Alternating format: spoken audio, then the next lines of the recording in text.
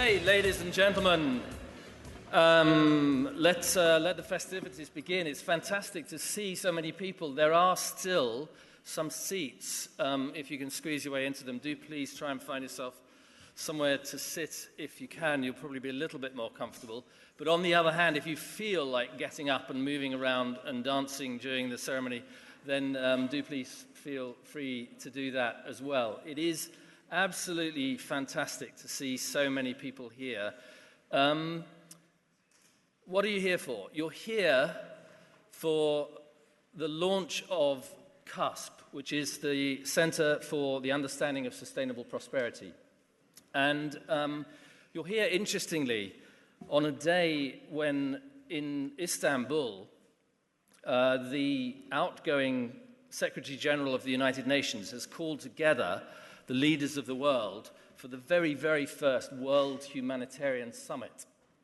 And it is a kind of interesting context when you look at what that summit sets out to achieve. It talks about protecting the norms of humanity at the heart of our society, that safeguard humanity, investing in humanity, they talk about, leaving no one behind, creating a society and a vision for society, actually, where humanitarian norms inform what we're doing. The only G7 leader who is turning up at that summit is Angela Merkel. Most people are staying away in their droves. Médecins Sans Frontières have actually said we're going to boycott this because we don't believe it's really addressing the heart of the issue, that rich nations are not interrogating their own development model and not taking responsibility for the humanitarian crises that we're beset with. This event today and our research group is not specifically about lamenting humanitarian crises. It's not specifically about lamenting environmental crises or social crises. It is rather about creating a vision and a possibility for a different kind of progress, a different kind of prosperity, a place actually where we find ourselves informed by those very humanitarian motives that world leaders should be in Istanbul discussing as we speak. The work is funded by Esrc, and Esrc funds social science. They don't particularly like funding parties or festivities or dances. But actually, this event is about us bringing you into this arena where over the next 5 years we will be engaged in research. We will be carrying out academic research into the various dimensions of prosperity. And I'm going to say a little bit about that in a moment. But first, I just want to do two things. One is to do a little bit of housekeeping, which I probably should have done right at the top and forgot about, but there is a little bit of housekeeping. The gist of it is that there is no planned fire alarm, so if it goes off, it's the real thing. And the second most important thing, possibly the first most important thing, is that the exits are clearly marked there, and there. Those are the directions to travel if a fire alarm goes off. Toilets are clearly marked outside. Refreshments are afterwards. We have a full and packed program, which will culminate, I'm very pleased to say, in a performance from Streetwise Opera, whose tagline is, "They are giving voice to homeless people." And that, to me, is an absolutely legitimate way to ground what we're doing in the reality. That for some people, prosperity is not a luxury, it is an absolute necessity. And our vision for society must start from the point where we are creating the capabilities for people to flourish, whatever their conditions. So I'm really pleased that Streetwise is here, looking forward to that immensely, and looking forward also to the discussions that we will have on the way. I'm particularly delighted that Rowan Williams accepted to lead our dialogue on the nature of prosperity. And for this opening event, he will be in conversation with one of the most inspiring environmental and peace leaders of our generation. Satish Kumar is not here at the moment. He's coming a little bit later. He's celebrating this year his 80th birthday, and the 50th birthday of Resurgence magazine, of which he is editor. He is a phenomenal example in action of a different kind of prosperity, someone who has thought deeply, worked for the nature of prosperity over his career. I'm also pleased that we're going to be joined by Caroline Lucas and Karen Hamilton, and their job really is to challenge from the point of view of political reality and from business reality our perhaps high-handed utopian visions of what social progress might be. What is the realpolitik? Will this work in policy? Is it accessible to business? How does business adapt to a different kind of model? All of these questions and many more are amongst the ones that we're going to be talking about this afternoon. And I would like to say that this is, for us, a conversation. It is about bringing you, the audience, into that conversation. We hope that you will join that discussion. I'm sure that you will. There's an audience here packed with experience and insight, and I'm very much looking forward to what comes out of those conversations. Let me hand you over, before we start on the substance of CUSP and what it is, to Jane Elliott. Jane Elliott is the Chief Executive of the Economic and Social Research Council. So our gratitude, enormous gratitude to her and to the ESRC for the 5-year funding that we have for CUSP. But I also know that Jane, as an academic with a long academic experience, has her own ideas and her own views that will, I hope, over the course of the next 5 years, contribute to what we're doing in CUSP. And I'd like to invite her now to give us a quick overview from the point of the ESRC on what the social sciences can tell us about prosperity. Jane.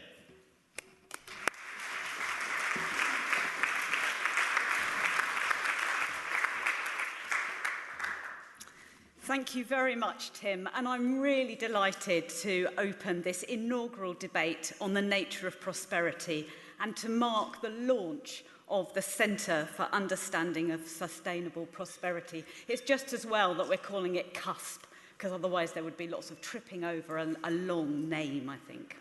And I can't think of a more appropriate venue for the launch of CUSP than here in Central Hall, where some of you may be aware 70 years ago the first ever meeting of the United Nations was held. I think that's a real fitting testament to what can be achieved through collaboration and human endeavour.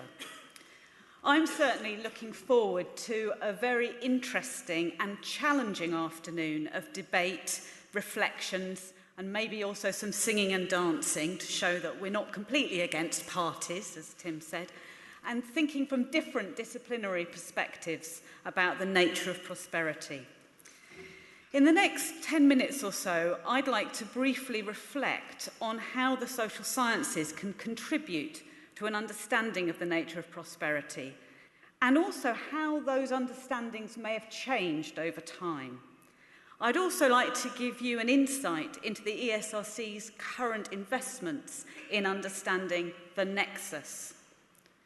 So, let me start by taking you back in time to the early 1960s, not long after the Chatterley case and the Beatles' first LP, as Philip Larkin didn't quite write. In October 1963, when Harold Wilson addressed the Labour Party conference and talked about the need to forge a new Britain in the white heat of technology, he was appealing to a vision of the future that could rely on science and scientists for all the answers. He was also appealing to widespread belief in the inevitability of progress that in those days still ran through popular culture.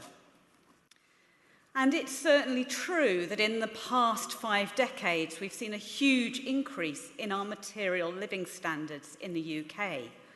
For example, whereas in 1951, only 14% of households had access to a car or van, by 1961 that had doubled to 31%, and the figure has been around three-quarters, around 75% ever since the millennium.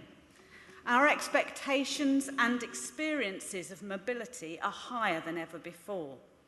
However, as Nick Stern emphasises in the British Academy publication Prospering Wisely, we need to avoid reducing progress to this type of arid material prosperity. I would argue that prosperity is a three-dimensional concept. We cannot understand it simply in terms of material advantage and growth. In this respect, the different disciplines within the social sciences have a huge amount to offer. As the current government chief scientific advisor, Sir Mark Walport, has argued, no society operates in a cultural vacuum. We need to understand the values, concerns, and expectations of individuals, and this is essential for sound policy development and delivery. But as C. Wright Mills reminded us back in the late 1950s, the sociological imagination is required to take us beyond an analysis at the level of the individual and to understand how structures and individual experiences are co-created. So thinking back to my starting point of the 1960s, in many ways, as the German sociologist Hartmut Rosa argues, the 60s were perhaps the last point at which a belief in benevolent progress could be sustained at that societal level that Harold Wilson was appealing to. As Rosa demonstrates, thereafter the speed of social change accelerated at such a rate that the ability to maintain a coherent sense of a knowable future broke down. Add to this the growing explosion of interest in ecology and ideas of sustainability in the 1970s, and we can see that the vision that Harold Wilson conjured up has necessarily been lost forever. But what we're going to start on today is thinking about the new vision that we need to put in its place.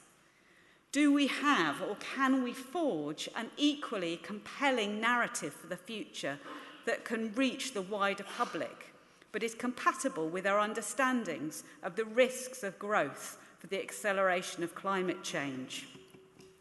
To summarise, the disciplines within the social sciences can not only help us to interrogate the concept of prosperity at the individual and the structural level, but they can also shed light on how understandings of prosperity change over time and could therefore help us to motivate action both at the individual and the institutional level. But now let's fast forward from the 1960s to the present day, and I'll say just a few words about the investments that ESRC is making in understanding the nexus and the possibilities for sustainable prosperity.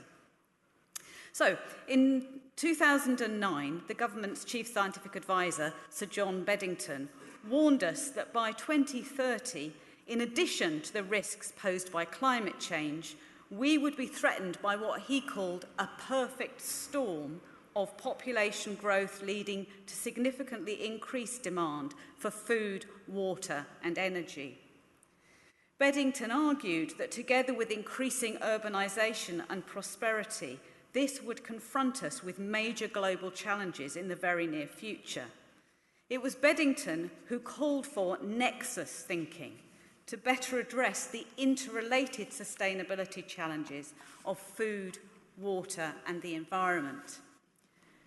In the past 5 years, there's been a rapid growth of interest in the idea of nexus as a way of understanding the interdependencies between food, water, and energy security in the wider context of environmental change. It's now widely understood that these different systems are inextricably linked.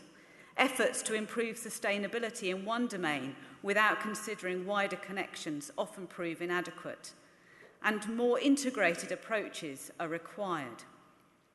As a response to that challenge from Sir John Beddington, in January of 2013, the ESRC hosted the Big Idea Workshop. This event deliberately brought together leading academics, people from government departments, business leaders, and civil society to consider the question, what are the future social science challenges that cut right across the energy, environment, food nexus. And it's through that 2013 workshop that a set of clear research priorities were identified. As a result, it was decided to commission some key research investments in this area. The first to be developed in the summer of 2014 was the ESRC Nexus network, led by Professor James Wilsden. It has three main aims. Firstly, to encourage debate and fund innovative research and improve decision-making across the linked Nexus challenges of food, energy, water, and the environment. Second, the Nexus network supports interdisciplinary cross-sector collaborations, so thinking about links between social and natural scientists. And third, the network enables researchers and stakeholders in business, policy and civil society to develop and share new methodologies and data. ESRC also collaborated closely with the British Academy to specify the rationale for a centre focusing on sustainable prosperity. It was agreed that ambitious new research was needed that would re-examine economic models and metrics in terms of our planetary limits, and that would discover how to balance the needs of finance and commerce with the imperatives of social justice and sustainability. And that research needed to co-develop practical tools for policymakers, business and civil society to realise these goals. More recently, a third Nexus investment with a focus on evaluation of policy across complex social systems has also been commissioned. The Centre for the Evaluation of Complexity across the Nexus is led by Professor Nigel Gilbert at the University of Surrey, and it's co-funded not just by the ESRC and the Natural Environment Research Council, but also has important contributions from government departments and government agencies. Thinking back to CUSP, though, I think it's important to bear witness to the successful proposal that was put in by Professor Tim Jackson and his team. They had to really battle it out through a rigorous and very highly competitive process of peer review against 9 other shortlisted proposals. And that makes it extra special to be here today launching CUSP.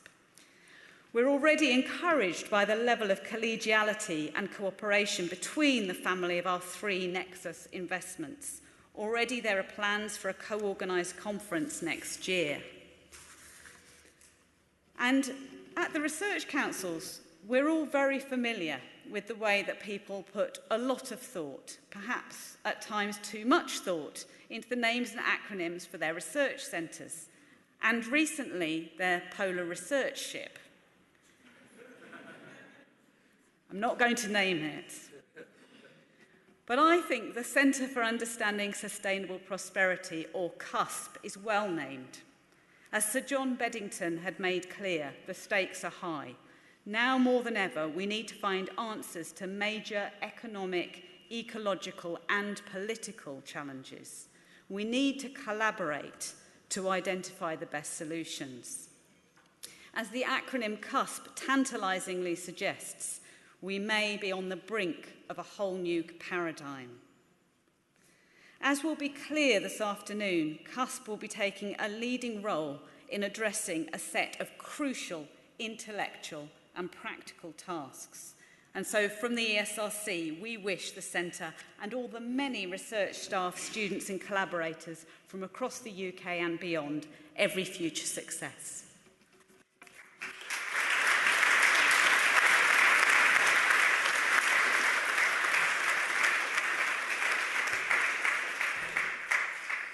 Jane, thank you very much indeed. What I'd like to do in the next few minutes is to tell you a little bit about what CUSP is, what it's trying to do, what its research program is, and I'll go back to my caveat in the opening that a research council funds research, and so at the heart of what we're doing is an academic research program. My goal in these few minutes is not to take you into the depth of that. I know that ecological macroeconomics is not everybody's cup of tea on a Monday afternoon. For example, although I could happily talk about it for hours, I won't. What I want to do is to give you rather a flavour of the different kinds of things that we have within the programme, and also what motivates that programme. And to some extent, Jane's laid out some of what motivates that programme already, a kind of perfect storm, a sense that between supply chains, climate change, secular stagnation, biodiversity loss, a sense of social alienation, poverty still on the streets of the world's richest capitals, and abject poverty in 1 billion people worldwide, that we have not solved what it means to prosper. We do not have a system that's functional in a full and meaningful respect for what prosperity is. And that a part then of the task of CUSP is to enable vision, to create new visions and to elaborate those visions of what prosperity might mean. And another task is to explore the possibilities, to explore the frontiers and the boundaries within which those visions can be in any sense meaningful. And that in a nutshell frames the way that we have approached the research. So there's a sense of laying down, first of all, of laying down a vision of where we could start from for what does prosperity mean. If it doesn't mean continued material growth, as Jane was suggesting, if it doesn't mean a simple expansion of the gross domestic product, if it doesn't mean going to G7 and G20 meetings with a performance indicator, which is the level of growth in your economy, as being the most significant political goal that you can aspire to, then what does it mean? And with a little bit of a nod to some of the deepest economic and social thinkers that we have a version of a mission statement that looks something like this. Maybe this would work as a vision for prosperity, that it consists in the capabilities that people have, not just to survive, but to thrive and to flourish, and to do so in the context of a finite planet. Now, I want to come back later to this vision because it's very much a starting point, and it's a starting point for the conversation that I hope very much that we're going to be having later on this afternoon, and it's a starting point for engaging with ordinary people, with businesses, with policymakers, with civil society, with NGO communities, with the people that we meet in the street about what it means to do well. And the one thing that has really surprised me since articulating prosperity in this way actually is how much it resonates with ordinary views. But it is not something that we should take for granted. It is something that we should test. And a part of what we're doing in CUSP is to test that. And in particular, to test a kind of hypothesis. This sounds wonderful in some respects. It has lots of fancy words in it. But what does it actually mean in practice? Might it actually mean that we could live a better life and yet consume less stuff? Might it be possible to flourish more, but with fewer things? Could we reduce our environmental burden on the planet and yet still live better? Or in very, very simple terms, could we have more fun with less stuff? And putting it in that way gives us a kind of a hypothesis to work to test, to put out there, to ask if it's meaningful. It doesn't suggest that we think everyone should party all the time. It doesn't suggest that it's easy for the poorest people in the world to enrich themselves sufficiently even to have a decent standard of living. But it does suggest that in the places perhaps where it matters most, in the richest economies of the world, the task is no longer to accumulate and accumulate and accumulate, but actually to live richer, fuller lives as human beings. That's a part of a vision that we have in CUSP not as a final vision to be taken away and sold to politicians, but to be tested, to be taken out into the world. Because actually, this idea that we could live better lives with less stuff is a nourishing one. It's a positive vision. It's a vision of possibility. It's a vision of change that is not about grass shirt minimalism and restrictive legislation. It's a vision of a better life, a life in which we place the meaning of what it is to be a human being back at the center of how the economy works. It's a challenging vision. Here is a particular challenge to that vision. The graph I'm showing you there is the graph of life expectancy, the simple, most basic indicator of what it means to prosper. And what the graph tells you is that on the left-hand side, where incomes are very low, the x-axis on the bottom is GDP per capita. If you can increase incomes in the poorest countries in the world, you can practically double life expectancy. It happens very, very fast for very small increases in per capita income. But after a certain point, and it's around about $15,000, $20,000 per capita, the gains from additional income in terms of life expectancy begin to diminish. There's a law of diminishing returns. The richest economies, in fact, in some cases, have lower life expectancies than economies on a fraction of the income. And there's both an intellectual challenge there. Why, in that case, do the richer economies continue to pursue economic growth, even though it's giving them diminishing returns?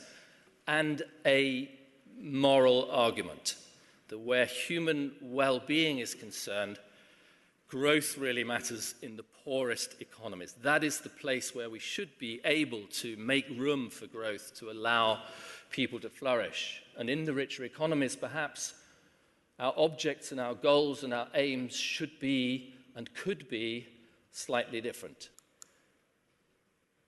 The challenge of climate change places a very particular emphasis on that approaching perfect storm. In Paris, in November last year, the leaders of the world assembled and agreed on a quite remarkable climate change target, to limit climate change emissions to a level that would be consistent with a 1.5 degree rise in temperature above pre-industrial limits. Now that sounds very technical in some ways. It's full of climate science.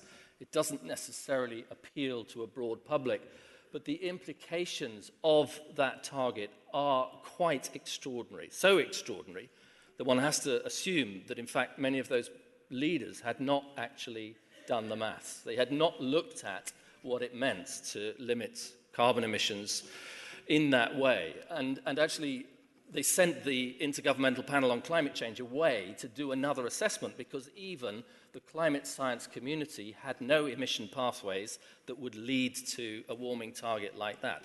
So we've been sent away from Paris, actually, with a quite extraordinary task.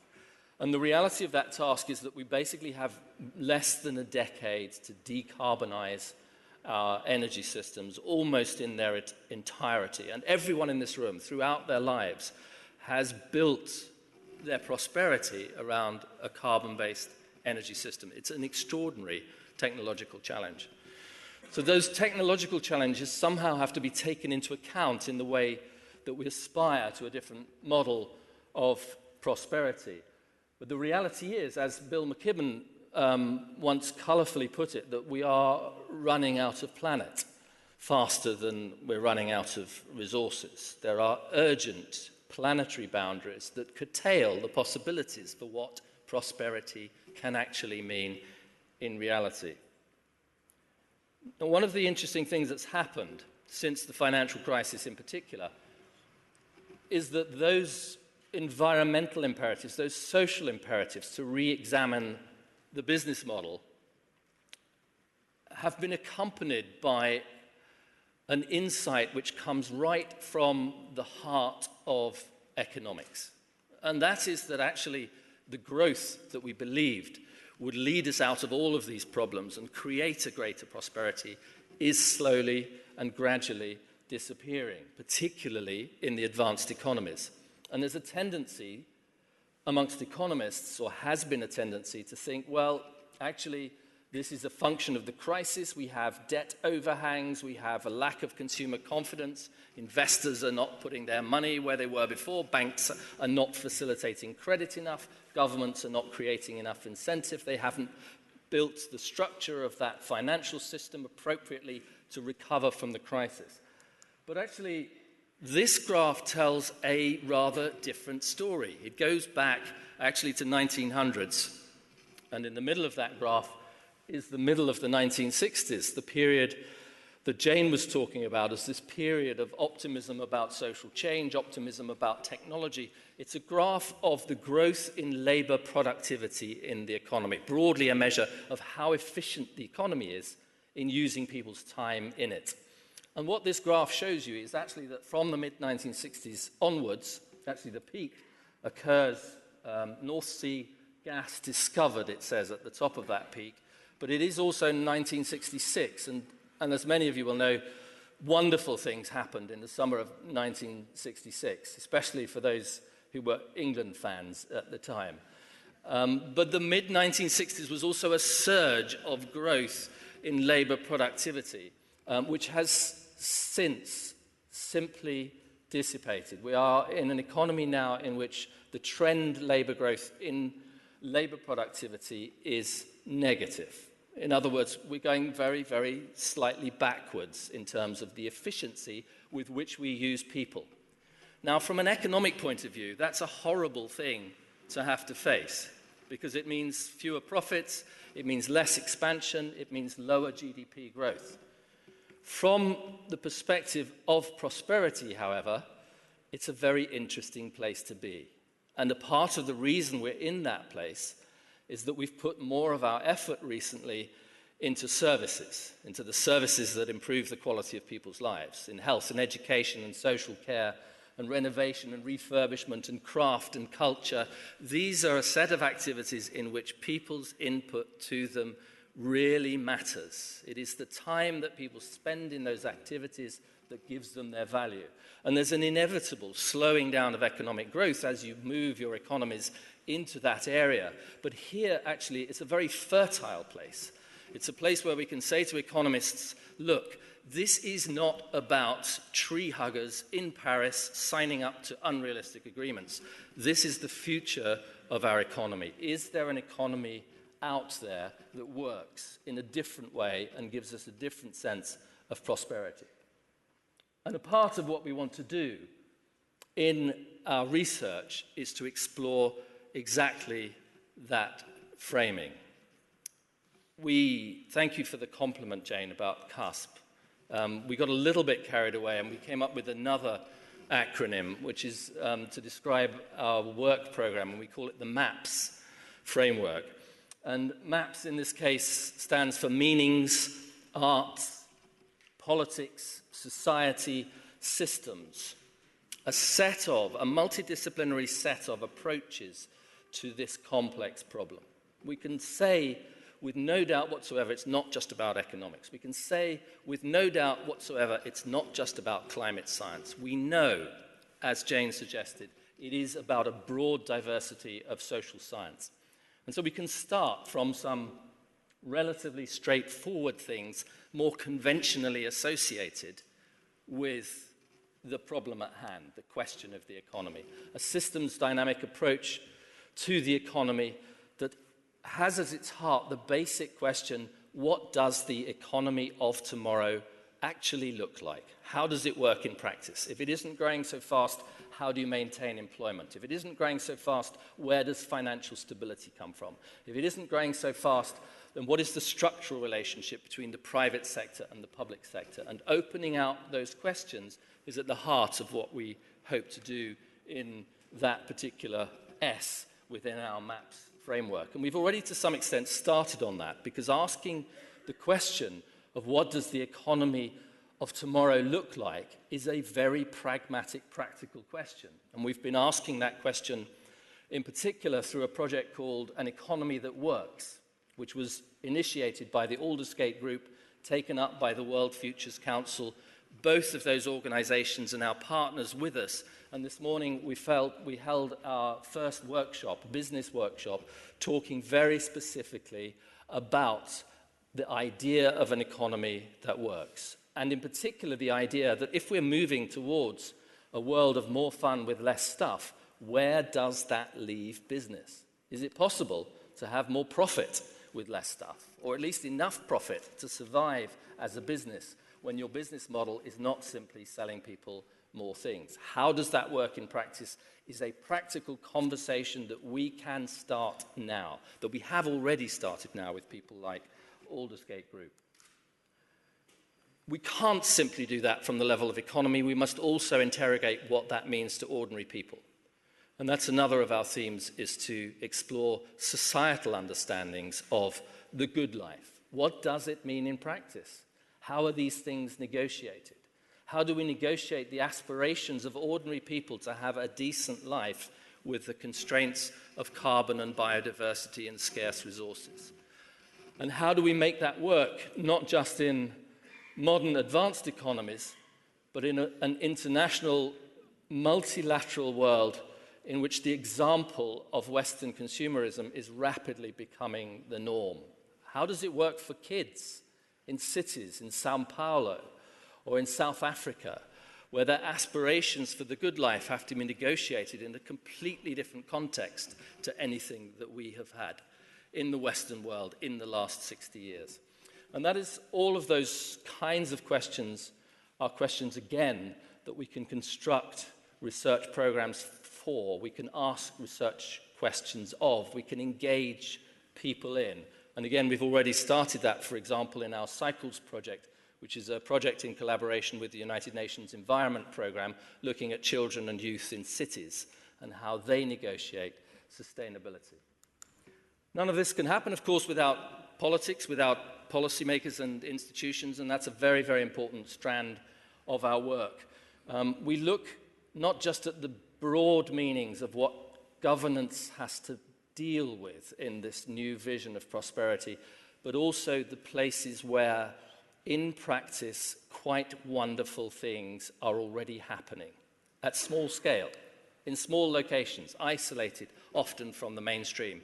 But as an experimentation in the world of the possible, those alternative models bring us a wealth of information and data about things potentially being other than the way that we have experienced them in the past. And that P theme, led by my Deputy Director Fergus Lyon, and involving Middlesex, Keele, Anglia Ruskin universities, is an extraordinarily fertile place now to explore the politics of a different kind of prosperity. One of the things that comes out of that is the importance of finance and investment. Nobody will be very surprised by that. It isn't enough in this context simply to have some academics sitting there talking about finance and investment. It's absolutely critical that we engage with the financial community and with the investment community. And that's a project that we're pursuing through the Aldersgate Group. Nick Mulho's just taken over the directorship there. Joan Wally is now the chair of the Aldersgate Group. Fantastic vision to take into the heart of business a conversation about how investment works in this new economy. All of that, to some extent, is, if you like, a territory that you could predict. If I said it's about economy, it's about prosperity, how does it work? We would clearly need that intellectual understanding of economy, the intellectual understanding of people's lives, a sense of what politics and institutions are doing. This strand is a little bit different. Our A theme is around art. And there is a very interesting conversation. What has art and culture to do with prosperity? And as we look around the world and ask that question, there's a couple of things recently that really are very, very striking. The first was just after the Paris attacks, that the Prime Minister of Italy turned round and directed 1 billion euros of funding towards culture in Italy. And his argument was, about deepening culture, about the relationship between culture and prosperity, around creating a sense of social resilience, even in the face of change and fear, that would deepen our sense of well-being in society. And then if you look in Brazil, and completely the other direction, just a week ago, you find another extraordinary circumstance in which, having ousted its first woman president under a dodgy impeachment process, one of the first acts of the temporary government is to disband the culture ministry. Culture is about the politics of prosperity. It is, to some extent, the depth of the politics of prosperity. It teaches us not just how to communicate sustainability goals, but actually how to engage in the art of living well. And that sense of art and culture as being one of the linchpins of a different kind of prosperity was exactly what prompted us to invite Streetwise Opera here today, because that is actually what Streetwise is doing entirely, is to bring art and culture into the poorest sectors, poorest and most deprived sectors of the community, and say, actually, even here, it can do work. This is not a rose-tinted middle-class vision of what the good life is. This is art doing real work in society. And underlying all this, we believe, there is a sense of philosophical inquiry, a sense that actually what we're engaged in here is not just about shallow intellect. It's not just about economic efficiency. It entails deep moral questions about the ethics of the good life. And our theme on meanings and morals, led by Will Davis, engages in exactly that activity. It seeks out professional understandings of what prosperity might mean. It engages with philosophers to explore that, but it also engages with real people. Underlying our entire research program is an engagement with real people on the nature of what it means to live well. We're also engaging with policy. I might touch on that a little bit with Caroline, who chairs the All Party Parliamentary Group on Limits to Growth, which CUSP provides the Secretariat for. And we're engaging also with ordinary people. You may or may not have seen this. A Twitter campaign, again, is not research, but it is an incredibly insightful place to engage with people about the nature of prosperity. And if you haven't seen that already, there's lots of examples of our Prosperity Is campaign over there, lots more on the website. And the broad aim of that is to say we are not inventing prosperity for you in isolation. We are canvassing the opinions of ordinary people about how that might work in practice, and you are invited to that conversation. Here was one of the tweets that received a lot of traffic, and it's just a very simple graph. Prosperity is having the chance to live a happy and meaningful life, and it's notable that it isn't just a shallow description of happiness. It is actually an appeal to the idea that at the heart of humanity lies a quest for meaning, a sense of meaning and purpose. Here's one of my personal favorites. Prosperity is sandcastles made by 3 generations. Thanks to Gemma for that lovely image. It's a way of interrogating what prosperity actually means to people. And there are 2 striking things about that. One is that the money conversation is relevant, but does not dominate. And the second, that it is rich. It is about meaning, it's about longevity, it's about purpose. These things emerge from a conversation about prosperity that don't always emerge from a conversation about economy or about progress. I'm going to just come back very briefly to a simple thought experiment around the fun and stuff. Is it possible to have more fun with less stuff? Well, what are our choices? One choice is to assume that actually fun is intimately related to stuff, and so we must progress along the stuff curve. But what's interesting about that scenario, in almost any interpretation of the numbers around climate change, is that it leads in the end to disaster. It leads to a lot less fun at the end of that scenario. There's another scenario, of course, which says stop everything, stop the materials, stop what you're doing, stop the economy, and get over it, a kind of hair shirt philosophy. And that clearly does or could lead to less stuff, but it also could lead to a lot less fun. Is there a place on the diagram where we might want to be? In very simple terms, perhaps it lives here. A high-tech fantasy in which efficiency has created enormous technological change, which has dematerialized everything, and we're all going to be okay. Or is there another kind of vision, a vision of a slower, more thoughtful, less intensive, less frantic life, in which actually the things that matter to us are brought more into our domain and into our world of possibilities? That, in very simple terms, is a way of setting out the beginnings of a conversation about a different kind of prosperity, about a different way of approaching what's possible on a finite planet. The dialogue that Rowan and Satish will kick off for us this afternoon is very much built around the kind of themes that we have created in research terms. But it's a particular delight and a particularly important, I think, to ground today's dialogue very much in that moral, ethical context, to ask the question, as moral beings on a finite planet, with finite lives and finite lifetimes, where should our prosperity lie? Where should our priorities lie in achieving that prosperity?